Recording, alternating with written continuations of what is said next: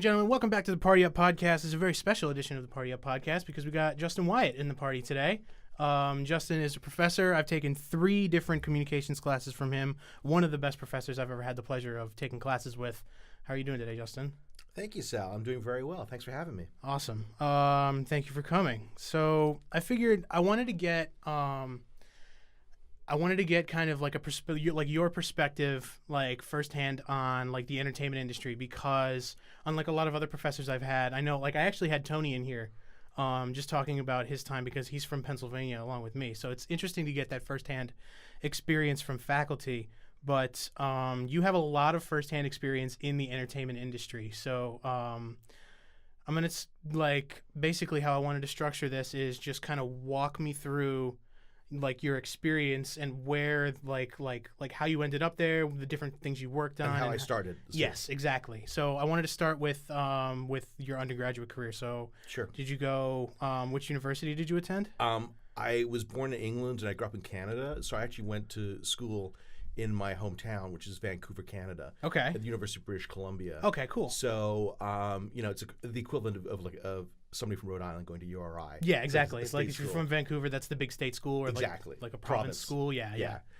So I knew that I was interested in film and TV, but this is at a time when there weren't a lot of courses being offered. Yeah. And I also knew I was interested in business. So what I did was I took as many business courses as I could, and I ended up majoring in economics. Now, with that said, anytime I had free courses, I took film and TV courses. Okay. So I kind of created my own major, which was economics with film and TV on the side. Okay. And Very cool. so I graduated, and I was trying to make a decision as to what to do next. I knew that I could easily go on and do an MA in economics and then, kind of get a government bureaucratic job somehow. And that would be pretty secure. My folks would like that.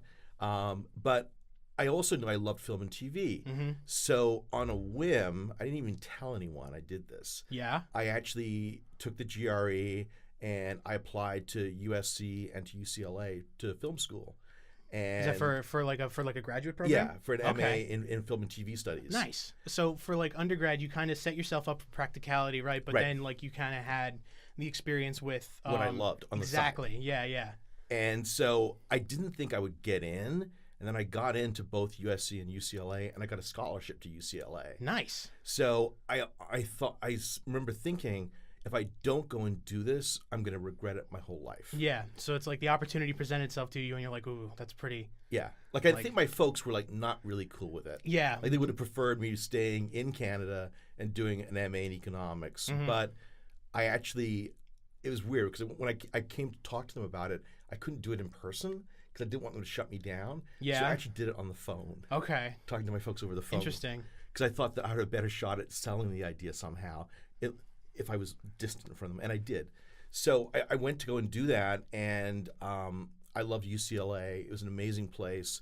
These professors had all this knowledge of film history, film theory, critical studies, and industry as well. So I went through quickly, did my MA, and then applied to the PhD, got in, and I started doing my PhD. So I went to UCLA when I was like young. I was like 21, so I graduated college early. So I knew, because I was interested in marketing and advertising, that I would also at UCLA have to create my own degree. So I took a lot of critical studies courses in film and TV studies, but then on the side I took courses in management and economics, and that kind of rounded out my interests. Yeah. And so then when I was working on my dissertation, I had a management professor and an economics professor, as well as film and TV professors, all giving me guidance, which is great. So when I was working on my dissertation, I got a job doing market research in the film industry. Okay. And what that meant was I would work as an analyst testing films that were going into release, making suggestions about what to change for fine-tune editing. Yeah, say like this is like, like the audience, like this test audience really liked this bit, but maybe, Exactly. Maybe like they wanted a happier ending or something like that. Like exactly. that kind of thing? Okay. And this is like a long time ago that I was doing this. So I got to work on a lot of really amazing movies like Pretty Woman, Ghost. Wow, really? Yeah. You did market research for those movies? Yeah, Days of Thunder, Tom Cruise. That's awesome. So it was a really great experience, and I kind of brought that experience to my academic writing, because not a lot of people were writing about marketing and advertising and market research. Yeah, in media. especially with that firsthand experience. Right, I would and I had imagine. firsthand Yeah. experience. But I also knew I wanted to go and teach. So eventually, I left working in market research to go and teach in Texas. Published my first book.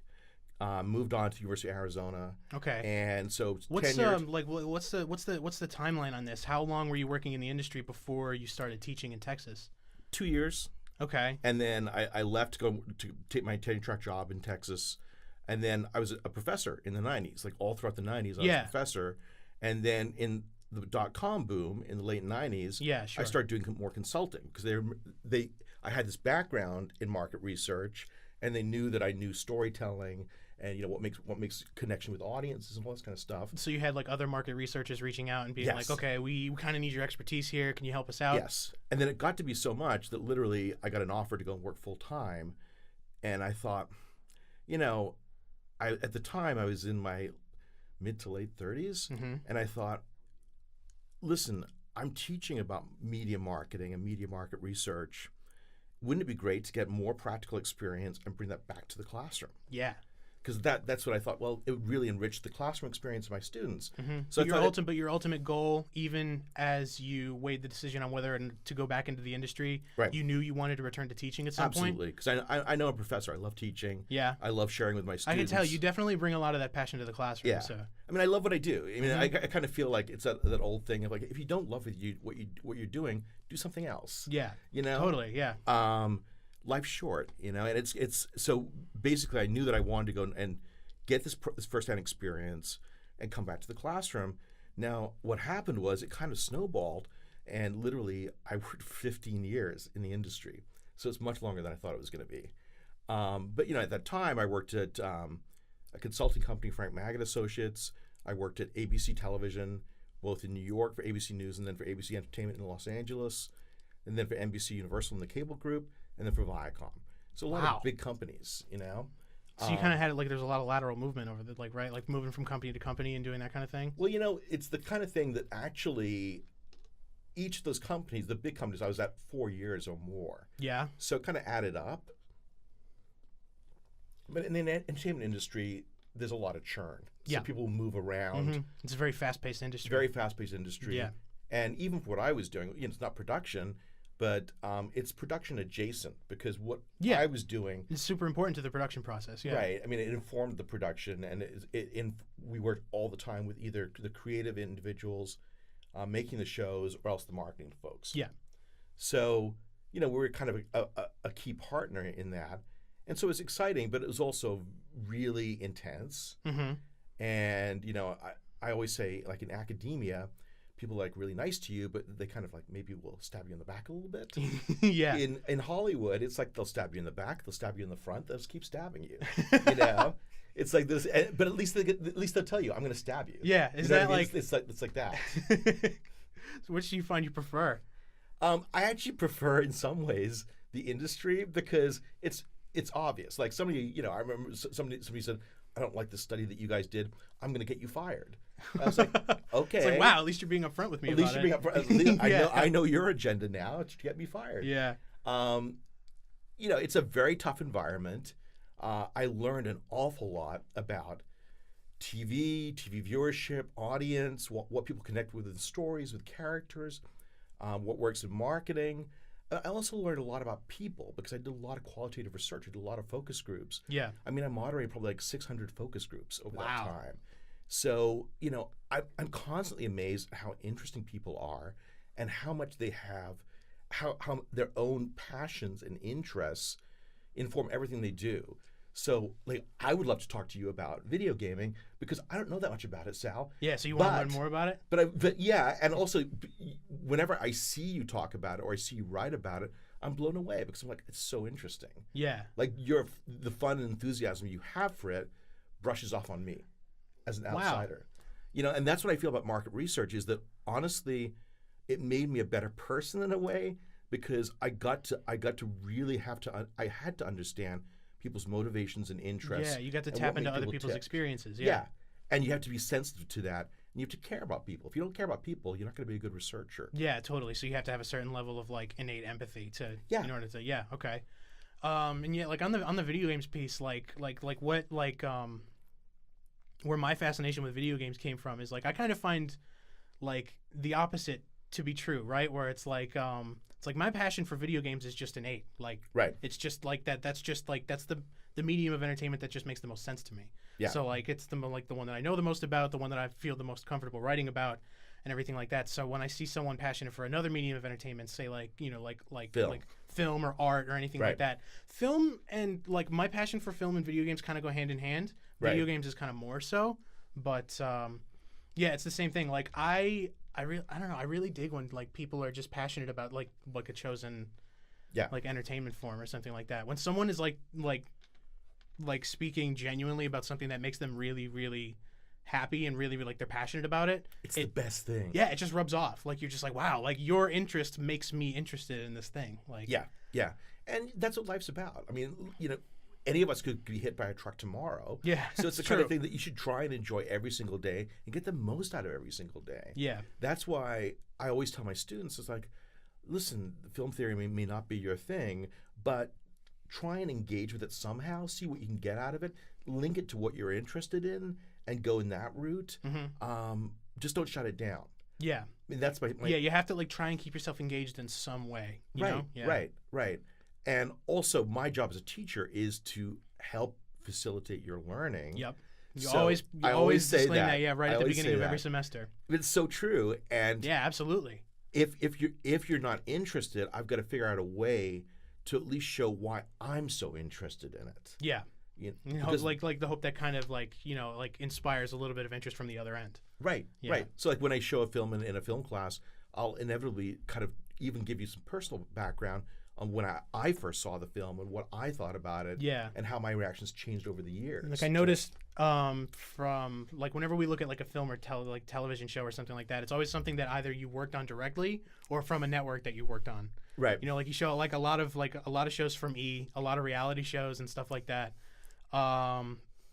What do you have like a favorite show that you ever worked on or anything like that? One that while you were working you were simultaneously really interested in the show or anything like that? Or was it kind of like, you know, I have what I'm interested in at home, but then like, you know, like that, like work is work. I'm going to keep that separate. It's interesting you asked that because when I worked at ABC, I worked in the news division. So I worked on Good Morning America and Nightline and all those shows. And then they moved me to work in entertainment on the West Coast. And the thing that surprised me about entertainment was that so many of the shows just seemed really kind of dull and stuff that I remember from the 70s and 80s that I was like, really? They're doing this again? Yeah. And to be fair, ABC during that time put forward Lost Yeah. and Desperate Housewives Okay. and Grey's Anatomy, all of which were pretty revolutionary. Yeah. But one of the things that I really enjoyed in working in the cable group at NBC Universal was the reality shows. Yeah. Because to me, part of what was fascinating is how small a story or a narrative can be and people still connect to it. Yeah. Because they like the people or they think they're transparent or they connect with them emotionally somehow. Yeah, it seems to me like the perspective on reality shows is they just find like a couple people or a group of people that have just a really interesting dynamic between them, and then they just kind of film this little microscopic story, and then they just play it up in every single aspect, and there you Absolutely. have there you have your reality TV, and so like a lot of it is really, really petty, which yeah, like I find it interesting on a certain level as well, just because it's like I know you mentioned a couple times that it's like it's a window into like the dark side of humanity because it's The like train wreck side. Yeah, totally. Yeah, no, it is. It's that, but it's also it gives you the feeling if they're able to make shows out of stuff this small. My life's a show too. Sal living with his buddies in the house in Narragansett or whatever it is. Yeah. Everything could be a show. And I think that what's fascinating to me is in the last 10, 15 years when reality kind of really became big as a genre, just how really despised it is by people and how they don't, and people, even academics, don't really investigate the appeals of it. Yeah, I feel and like why it's it works. it's like it's twofold. Either you're either openly really interested in it and you like it and kind of shamelessly like it, Right. or you kind of hate that you like it a little bit. Yes. Because I'll even admit, right? It's like I don't go out of my way to watch reality TV, but I kind of do get why people are interested in it. And Now, I found myself are there entertainment. any reality shows you watch, Sal? Well, I watched Bar Rescue for a while. Okay. I did really like Bar Rescue just because I Okay. really liked the host. Right. Right. But I even there was one day, I'm not sure why we did this, but me and my brother's about 4.5 years older than me. We just found ourselves on a Saturday just watching Jersey Shore the entire day. Like, I don't know why, but Right. we found ourselves just we just didn't turn the channel. We just kept watching. And I'm just like, oh, I was really interested in it for that day. And then I remembered, I'm like, why exactly am I watching this? Well, good point. I mean, I remember when Jersey Shore came out, and I wasn't the demographic of Jersey Shore. I'm like Yeah. 22 years too old for it. But it was kind of fascinating to me because at first I was like, oh, it's all these kids just hooking up and Yeah, it's like the drinking club and partying, party lifestyle. Yeah, totally. partying, and they're being mean to this one girl. And then there was like an incident that happened in a bar where they all had to kind of protect Snooki, and they rallied around her. And I was like, oh, they're kind of friends with each other. And there's something redeeming about the whole bunch of them. So I'm always amazed at how, I think it was Buna Murray is the production company of that show, how they're able to tell these stories and create these story arcs for characters, and how they really push certain people to be the heroes, other people to be the villains, and it changes week to week. Yeah, they kind of It's great lessons in storytelling. Yeah. I feel like they kind of sit them down in the room and it's like, okay, you can be the hero. You've got the hero look. You got the hero attitude. Right. And then we've got the villain over here. We need you guys to play that up. Right. Yeah. And we'll do certain things. We'll put some alcohol here, or Yeah. we'll put you in the beach house, or bring another character in that we know will create conflict. And it's to me, it's a great attempt at really basic levels of storytelling that push buttons and get a reaction. And I'm fascinated with it still. And the big example I always use is Keeping Up with the Kardashians. Yeah, totally. And you worked directly on that show, didn't you? Well, he worked for E, and that was the big show at the time. At the time, yeah, yeah. And it's still, I guess it's then there were in many some way, shape, or spin-offs. form, yeah. They've got each Kardashian has a spinoff now. Right. I think, yeah. Right. And I remember one summer, like 5 or 6 years ago, I spent the whole summer working on Kardashians and trying to understand the appeals of the show. And it's not my show. It's not something that appeals to me personally as a middle-aged white guy. Yeah. What I did though, during all these surveys and these focus groups, is I kind of understood the really deep emotional appeals for a younger female demographic that loved the show. Mm-hmm. And it was a great learning lesson for me because I was like, in some ways, if you don't like what you're focusing on, you can be more objective about it too. Yeah. Because anything that they tell you, you're like, oh, that's interesting. I hadn't thought about that. Yeah. So it was a great lesson in market research and understanding audience, because something that I thought would be like a tremendously burdensome activity, listening to Kardashians viewers for 6 months, You actually got some really interesting insights. Yeah. Really fascinating and insightful. And, it's like that old thing, Sal. It's like you should be a lifelong learner. Yeah. So, I mean, I learned tons when I worked in the industry about storytelling, how to create narrative, how to construct characters and story arcs, what really creates for good communication, marketing and messaging points. Yeah. All that stuff is absolutely crucial to my academic writing and to my teaching too. Yeah, totally. Like it comes through. I'm a better It teacher. definitely comes through in the teaching. Yeah, because you're able to take what students say, where they're like, okay, I kind of like this. You kind of have that focus group skill in the classroom where you take that and you're like, okay, so it's this, this, and this. You know, it's a couple storytelling like tools or something like that, and they're just like, yes, exactly. Right. Yeah. I also really, when I'm teaching, I always want to empower my students, because students have really interesting perspectives on things, and yet they constantly in college and university they're shut down by professors. So I feel like part of my job is to liberate you to share your opinions, ideas, and insights. Yeah, there is a little bit of like an internal pressure to sharing your ideas in front of a class. Like Yes. even if it's like you haven't been directly shut down by a professor, because I don't know if I've ever had an experience like that, especially not in the film department. People in the film department, at least the professors that I've interacted with, tend to be pretty receptive to like students' ideas. But even still, when you're in a class full of your peers, it's really like there's the public speaking thing, you know? It's like anxiety provoking. Yeah, totally. So what I try and do in my classes is make everybody comfortable, make it a zone where everybody's comfortable contributing. Yeah. And no judgment. Like there's no dumb questions, there's no dumb insights. Yeah. I'd say from my experience, just coming onto the end of the third class that I've taken with you, and yeah, I'd say you've achieved that. Cool. Yeah. Cool. And like there's been a consistent like environment like throughout every one of your courses, where it's like it's a pretty laid back environment. It's pretty chill. Yeah. Honestly, Sal, it's like you're gonna think this is like corny, but I miss my students when the class ends. Yeah. Because I so enjoy going in each week and lecturing and talking, doing these activities, and hearing people share their opinions and seeing the growth in your engagement with the material, and then it's over in 4 or 5 months. Well, I'm sure that's where a lot of like the gratification comes from being a teacher, is seeing the progress that students make over the course of a semester or something. Right? Absolutely. Yeah. Absolutely. And I mean, I kind of feel the same way, right? Where it's like this is the first semester. Like I'm graduating very soon after this. Like I might already be graduated by the time this podcast goes up. I'm not sure, but like I'm ready to move on to try and do something else, because you know it's like I've been here for 4 years. I've been in the education system for over 10. Like I'm ready to do something else. But I'm totally going to miss it here. I'm totally going to miss like the awesome classes that I've been able to take. I'm totally going to miss taking classes with professors like you. Like honestly, it's like Yeah. And that's the other thing is like, you know, now in my mid 50s, I kind of feel like I look at you, Sal, and people and students like you in my classes, and I find it very kind of poignant, because you guys are going to do great things with your lives and you just don't know it. Yeah. And my job is to say, "Hey, listen, go out there and do that great stuff."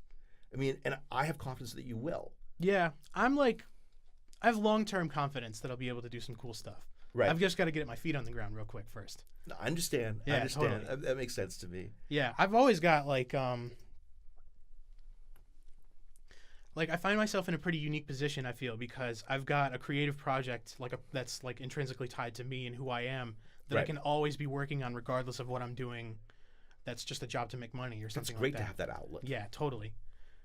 So yeah, I find myself, it's like, you know, wherever I go, wherever I end up, I'm always going to have that, you know. I've always yeah, I'm always going to be able to play games and record and make YouTube videos. So like, there's always that. I'm sure that some people just have to completely compromise their, you know, their personal interests in pursuit of their careers. I want to make sure I never have to do that. Because that is something I feel that I really need. I need to be creatively fulfilled. I need to be invested in whatever it is I'm doing. Yeah, that's one note that I would give you is working in the media industries. There were certainly times when ethically you were asked to do something or pushed to do something where I had to draw the line and say, I can't do that. You know, I wasn't raised that way. Yeah. And if you know who you are as an individual and what your values are and what's important to you before you go into any job, yeah, that's aces. So self-awareness is super key. Yeah, that's something that I've like been super invested in while I've been here. Is like, in addition to the academics, you know, it's like being in college, you just kind of learn how to be who you are. Right. And I found, that I keep hitting the microphone. I'm sorry about that, but found that one of my core values is totally self-awareness and being in tune with what I feel I'm able to do, with what I want to do, with what I'm passionate about, that kind of thing. That's why it's like it's interesting, because I picked up my, like, you know, I keep going back to video games because that's like the key, you know, that's where my passion is. I picked up the interest in video games from my brother, watching him play, because like he was playing games that I wasn't allowed to play yet. Right. You know, because he's a little bit older. And then he kind of grew out of the video games, and I just grew completely into it, and I've always found that pretty interesting. That's great, though. Yeah, something totally. you guys shared together at a certain point. Absolutely, yeah. There's a lot of great memories of that.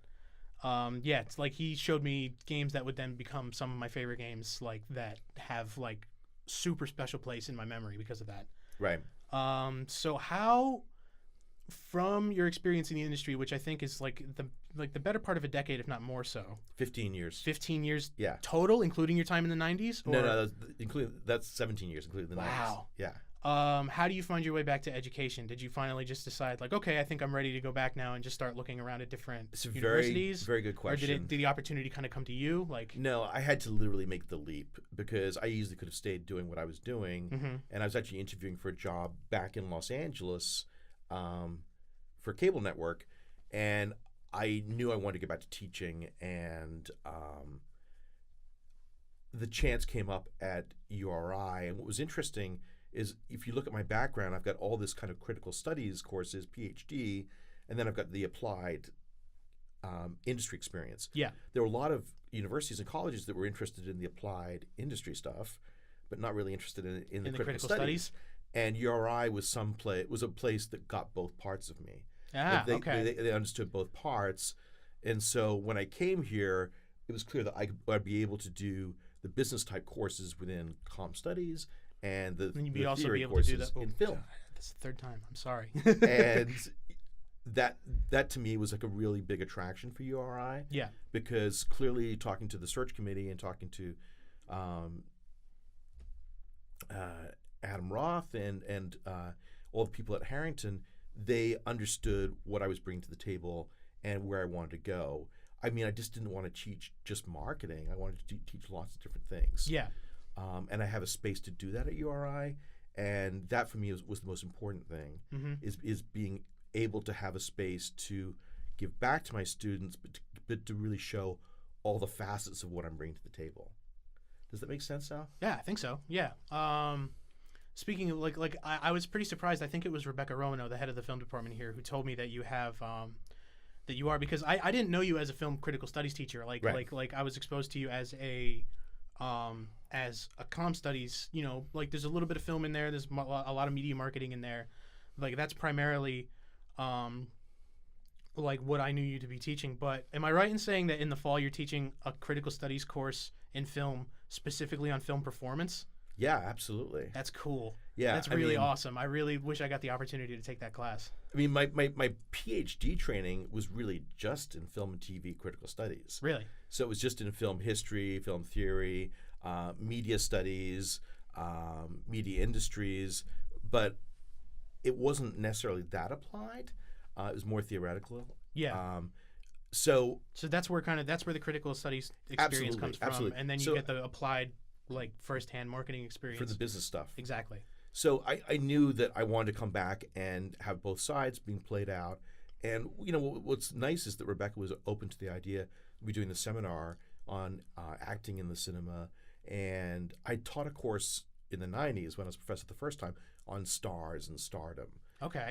And I kind of wanted to take that course and really look in depth at different performance styles. So kind of analyze acting within a film. Yeah. And then see how that kind of gets, laddered up into stardom and celebrity. So it's kind of like acting, stardom, and celebrities. Yeah, like you sort of view them as like different facets to the same kind of experience. Absolutely, yeah. They can be, and they're connected to each other. But I'm always fascinated by the difference. Oops, now I'm doing it. The different kinds of performances that exist within a film. So in one of my courses, I'm teaching films of Stanley Kubrick. Oh wow! And it's to see like how Peter Sellers acts in Doctor Strangelove or Lolita. I've only seen Doctor Strangelove once. I love that movie though. Yeah, some fantastic performances in that movie. I mean that's a great movie in terms of performance because you have people like Sellers and George C. Scott and Sterling Hayden, and all of them are kind of acting in different styles and drawing from different techniques and different practices of acting, and it makes this very kind of disconcerting, effort. Which is part of what Kubrick wants to do. Yeah. He wants to keep you off balance. Yeah, he likes to create a pretty like surreal environment. Absolutely. Yeah. So that's what that course is going to be about. It's going to be analyzing film in terms of the acting and performance, and looking at how acting and performance gets laddered into stardom and how that becomes celebrity and so on. That's interesting. Like I said, I wish I had the opportunity to take that course. With that being said, though, we've got sort of that we've got that specific like movie in terms of performance. What others do you see as being particularly important to the history of cinema? Like, are there any others that stand out, whether they be personal favorites or ones that you're just like, okay, that stands out as important to me? I think probably what I would want to go all the way back to the silent era and look at the silent comedians like Buster Keaton, Okay. Harold Lloyd, Charlie Chaplin. Mm-hmm. And Chaplin look, is the only one that I'm familiar with from that era. yeah, look I'm at familiar all with the a very, little bit of Buster Keaton, I think, but yeah, amazing. is Buster Keaton the one who did the mirror bit, or is that someone? Okay, yeah, I've seen the mirror bit. Is that something that you showed off in class one time? Might have, yeah. Yeah. Because Yeah. like I definitely have seen that where he's like playing around with his reflection and something like that. But yeah, in I think it was either Film 101 or something like that. We saw. Maybe film history. Yeah, something like that. It was we saw a Chaplin movie. It was one where he was working in a factory. I forget the name of it. Oh, right. It was great. Amazing physical comedy though. Yeah, so it would start out with kind of physical comedy, drawn from a very strong theatrical tradition, going into naturalism and method acting in the 50s, Brando, Dean, and so on. And then really kind of focus on some of these amazing performers from the 70s and 80s and 90s, like Robert De Niro, Meryl Streep, and kind of what I want to do is I haven't fully thought this out yet, but take like 3 or 4 films for each of those people and compare across to see how Meryl To Streep different performances. different performances. Yeah, interesting. Yeah, because like when I think about it, right, we recognize a performer, let's say Robert De Niro, as being like one of the like most notable performers in film history. But when you look at his performances, his range is really astounding. Like when you compare something like Cape Fear to something like Raging Bull, and then like you throw the mob movies in there, like his performance as Vito Corleone, or like I haven't seen The King of Comedy, but like I know is that the right movie? The King of Comedy, Okay, yes, yes, absolutely. But yeah, like just the range that he's able to get across, and the fact that it's like I haven't looked into his like personal appearances anywhere, but the fact that his actual personality is something like it's a little bit enigmatic. Like I have no idea what that dude's really like. And the same thing with Meryl Streep. So I mean, it's interesting. I was reading an interview with actress Diane Keaton a few days ago, and she was saying that for most actors like herself, you read a script and you'll see the character and you think, oh, I'm kind of like this character, and you kind of bring yourself to the character and kind of meet it halfway. But she says someone like Meryl Streep just disappears into the character. Yeah, it's a different thing. Mm-hmm. Like she's not bringing herself. So there's like a certain level that these people operate on that's just like But Diane Keaton's point, which is interesting, is that most actors are like her, in that you kind of get a lot of Diane Keaton in any movie that she's playing, because she's bringing herself a lot. Yeah. But with a Meryl Streep or De Niro, it's a slightly different thing. That's interesting. I'm really interested because I've been your Facebook friend for like I don't know, like a year now. Right. But and I get like a slight glimpse into your personal interest in movies. But what's like what stands out to you about a movie? What's like one like use an example of one of your favorites as something where it's like I really like this aspect of this movie. What do you look for in a really good movie? A movie has to really resonate with me. It has to be interesting on the level of cinematic technique. So it has to tell the story not just through dialogue and through action. It has to be something visual about it. Visual. Yeah. It has to be telling the story through editing, through cinematography, through sound, through performance style. All these things together have to move the story forward. So if it's just something where it's like talking and one scene then the next. Yeah, that's like where a lot lot of like The Post. It's a perfectly fine little movie, but kind of boring. But it's mostly told through just straight up dialogue. It's like okay, this is 2 hours of actors acting. That's cool. So to me, if a movie engages you cinematically, then I'm interested. And then if it is able to teach me something about life and show me something about life, particularly if it's able to increase my empathy. Okay. That is something huge. Like if it's able to put me in the situation of someone else that I can try and understand what they're going through, that to me is a life lesson. Okay. Very interesting. So I love that. I mean, when I was 11, I saw this movie that I've shown in one of my classes. I don't think I showed it with you though, Sal, called Nashville. It's by Robert Altman. Okay. And it's a 2 hour and 45-minute movie. It takes place in Nashville, Tennessee, and it's about 24 characters. Some of them are country western stars. Some of them are working as waitresses. Some are sweeping the streets. There's everybody in society.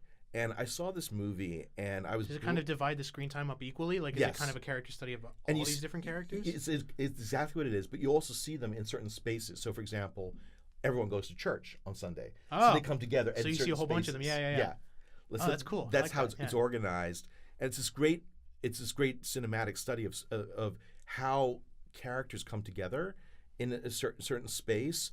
But to me, at 11 when I saw it, I was like, oh my God, America has all these amazing people in it, and these amazing, generous, warm people, foolish people too. Yeah. And it gave me this sense of what America was like as a country. Oh, wow. And it gave me That's the very, sense. so that's from the perspective of you were living in Canada Exactly. at that point. Oh, Exactly. interesting. Okay. So I kind of fell in love with the idea of moving to America and living in America from watching a movie like Nashville. Oh, cool. So to me, that it just made me think that there's something different about America. There really is now. Yeah. As a country, and it's interesting having done all the qualitative research and the market research. I firmly believe that the American people are good people, generous of spirit. Yes. And there's a warmth to the American people that is truly admirable. Yeah, obviously I agree. We're in rocky times right now, Yeah. but Well, I think it that's doesn't where show what America really is. Yeah, that's where the butting of heads kind of comes from. Is that like there's a certain there's a lot of people in America know that we have the potential and the drive to be good and generous, Right, and right. and so I feel like that's where the butting of heads comes from. Yes. Um, So a movie like that can change it changed my lifestyle. yeah, Isn't that crazy? it is. That's really awesome. What's like a standout? Is there any over the past couple years that have stood out to you? Like, what's your favorite movie from the past 2 or 3 years? Well, within the last 6 months, I can tell you that Paul Thomas Anderson's Phantom Thread, which is about a dressmaker played Yeah. by Daniel Day-Lewis Mhm. in 50s London. Supposedly Daniel Day-Lewis's last Yes. major performance. Yeah. That's a movie. I mean, Paul Thomas Anderson, I'm kind of fascinated with. I love Punch Drunk Love. I love There Will Be Blood, Mm-hmm. Boogie Nights, Magnolia, several of those movies. I think he's a really talented director. And this is a great example of a movie that takes a certain time and place that I knew nothing about, really. 50s dressmakers in England. Yeah. And it presents it so well in such detail and such depth and texture that it becomes another world. It becomes an experience when you watch it. Okay. So Yeah, there's we were gonna I think that was originally on the syllabus for my senior seminar class with Rebecca. really? Yeah, it was originally on the syllabus. I forget what we ended up watching instead. Yeah. But yeah, so that's something I'm definitely gonna have to check out. And Because I then- was really interested in it when you showed us the trailer in class that one time. Yeah. Yeah. Yeah. It just seems like a really, really interesting character study between those two, like particularly with Daniel Day-Lewis and then like his wife that he kind of seems like he has a very controlling relationship over. That's a nice way of putting it. Yeah. Yes. Yes. And then the other one that I really liked, you're going to laugh about this, because it's kind of a kid's movie or a family movie, is Paddington 2. No, I've heard that movie's actually really, It's really good. So good. Yeah, I've heard that it's actually really, really genuine and really funny.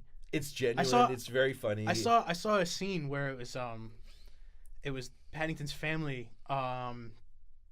with Hugh Bonneville, and Right. they were talking through the glass to Paddington in jail with Brendan Gleeson's character Yes. and all the prisoners, and I thought that scene was really funny. Yeah. And where It's- they're talking like behind the prisoners' backs, and it's you turned off the light, we can hear you. Yeah. No, it's weird because I'm not a huge fan of those kind of cute CGI movies. Uh-huh. But this one is done so well. It has such a great spirit and message about treating people well, treating people kindly. If you're kind and polite, the world will be right. That's Yeah. what Paddington says. Oh, okay. It's a really nice message to be putting out there at this point in time. And I'm just very taken with how clear and precise the movie is, and how sweet it is too. Mhm. I mean, that's another thing that movies can give us. It shows you the sweetness and kindness and compassion that exists in our world. Yeah. And of course, we should connect with that. It's a nice thing to connect with. Yeah, totally. I agree. Okay, before we wrap it up, I just wanted to I asked Tony the same thing, where it's as someone who's about to graduate, who is, trying to be at least relatively involved in the world of media production and entertainment, what like what like I don't want to just simplify it to advice, but you know what Right. you know what I'm saying, right? Where it's like Okay, here's what I tell you. Here's Okay. what I tell you. okay. I would tell you that first of all, know that you have value within yourself. So don't let everyone keep telling you, "I'm just starting out, so you're going to do this, the other thing." Know that you may have to pay your dues, Sure. but you'll be able to work your way up over time. Also, networking is important, and absolutely the most important thing is your own personal brand. So never do anything publicly, professionally, that will diminish the brand of Sal. So Okay. know that everything that you do in your life, personal and professional, has an impact. And particularly if you're going to work in the entertainment industry, everybody knows everybody. Of course. Yeah, And yeah. it's a very small world. Everybody knows everybody, and it's largely like driven by exposure. So it's like if you have a public blunder that kind of goes against, like we see that at the sort of top level Right. now, that can really impact your professional career. Yeah. But there are good points to that too, because there was an occasion where I was out of work for a little bit of time because a company had a retrenchment and they cut back. I was able to find a job within 2 or 3 days because people knew who I was. They knew what I would bring to the table. Yeah, because of the impression that you'd made. Because I'd worked with them 2 years before Yeah. on a project. So as you build up your network and your connections, it's a safety net for you moving forward that you may not know that you have, but it's there. And then the other thing I always want to tell people, you know this already, Sal, and you're really good at this, but I can tell you anyway. Okay. I'm going to tell you, Never hurts to hear it twice. It's all about collaboration. So a lot of people when they graduate college think like, oh, I've got this really great idea and I'm going to be amazing and just change the world.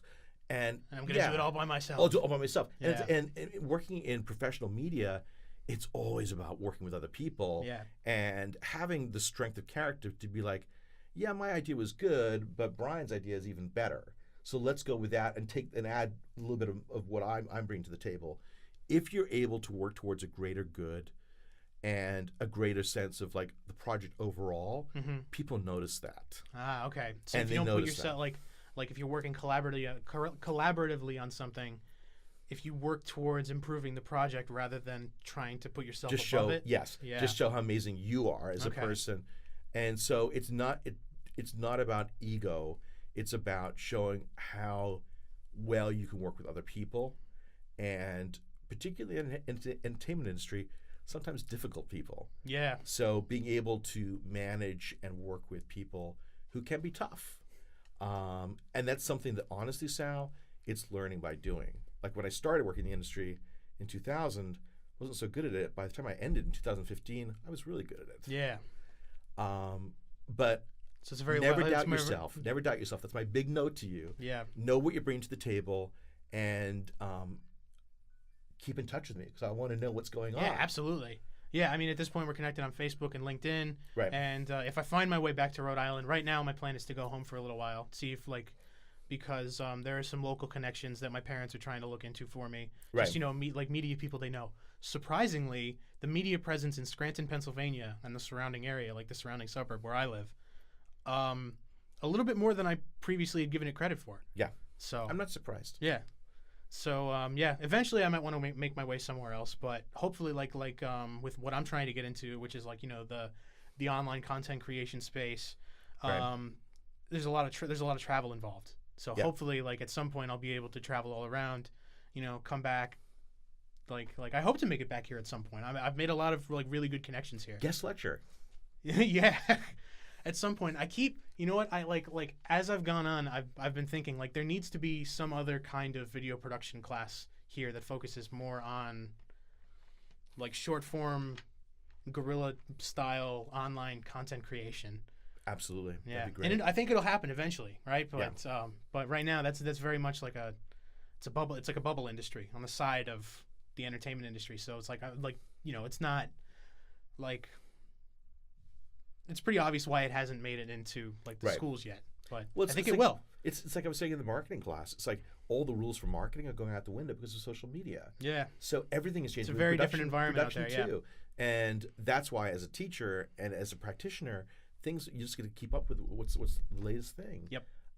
And we can do our best to prepare you for that in college, but it's all going to be changing. Yeah. All right. Well, I think that's all I got. Thank you so much for coming on the podcast, Justin. It's been a pleasure. You're very welcome. Genuinely, one of the most informative and entertaining professors I've ever had the pleasure of taking classes from. So thank you so much for that. My pleasure. Yeah. And I guess we'll see you guys next time. Thanks for watching or listening. This is a podcast. What am I doing? Yeah.